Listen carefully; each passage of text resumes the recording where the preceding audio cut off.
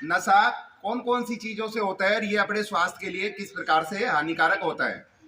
नशा, एक होता है नशा शराब का। किसका होता है? जो व्यक्ति शराब पीता है उसके शरीर में अनेक बीमारी हो जाती है, उसका शारीरिक विकास नहीं होता, क्योंकि वो इतना ही खाना खाता है जितना वो जी ले। बहुत कम लोग होते हैं जो पूरा खाना खाते हैं।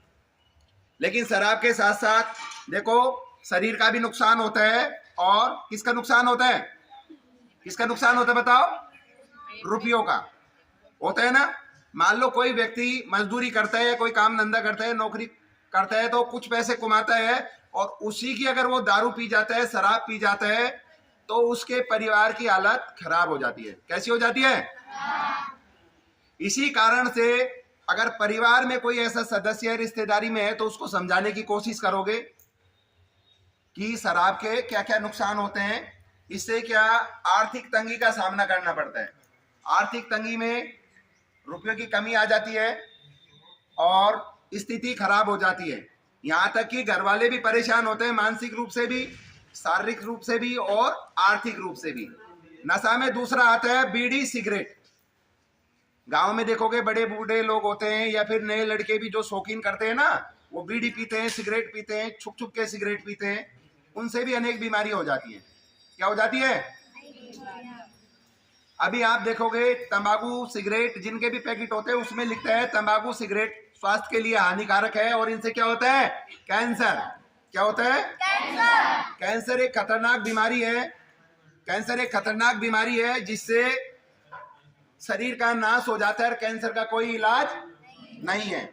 इसलिए बीड़ी सिगरेट शराब इन सभी से आप दूर रहोगे। नशा के और भी तरीके होते हैं। कोई व्यक्ति अफीम है, गांजा है, चरस है। कुछ व्यक्ति ऐसे होते हैं जैसे गांजा वगैरह यूज करते हैं जिससे क्या नशा होता है। ये चीज आती बहुत महंगी है, लेकिन शरीर के लिए जो नशा वाली जितनी भी चीज होती है ना, सारी चीज नुकसान करती है और हमें इन चीजों से हमेशा के लिए क्या रहना है? हाँ, इनका कभी भी उपयोग नहीं करना है। आज तुम प्रतिज्ञा ले लो कि आज के बाद कभी भी अगर कोई ऐसा व्यक्ति मिले जो इन तरीके के यूज करता हो और खुद के ग्रुप में आपको मिलाना चाहता हो, ये उनकी संगत में आपको मिलाना चाहता है, तो ऐसे व्यक्तियों के साथ कभी नहीं रहो। ठीक है ना? क्योंकि ये लाइन 9वीं 10वीं के बाद में शुरू होती है, क्योंकि सब तरीके के बच्चे मिलते हैं और ये लाइन दूर तक जाती है। उसमें कुछ बच्चे इस तरीके के मिल जाते हैं और कुछ बच्चे उनके साथ जो मिलते हैं ना, वो उन्हीं लाइनों में चले जाते हैं।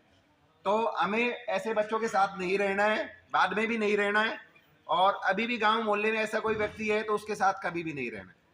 और एक लाल मंजन और आती है। लाल मंजन देखते हो ना गांव में, जिसको आदत पड़ जाती है ना, वो कम से कम आधा घंटा मंजन करता रहता है। वो भी एक नशा है। उसमें भी कुछ इस तरीके के केमिकल मिलाए जाते हैं कि व्यक्ति को आदत पड़ जाती है और वो कम से कम आधा घंटा तक उसी तरीके का नशा करता है। आपने देखा गांव में 1-2 व्यक्ति मिल जाएंगे, लेडीज मिल जाएगी जो लाल मंजन कम से कम आधा घंटा तक करती है, डेली और करती है, क्योंकि दांतों को उसी तरीके से उसमें नशा मिलता है जिसके कारण आदत पड़ जाती है। तो बीड़ी सिगरेट तंबाकू हुक्का वगैरह या फिर शराब गांजा अफीम इन सभी से दूर रहोगे और इनका जो व्यक्ति या इंसान प्रयोग करता है उनसे भी आप दूर रहोगे। ओके।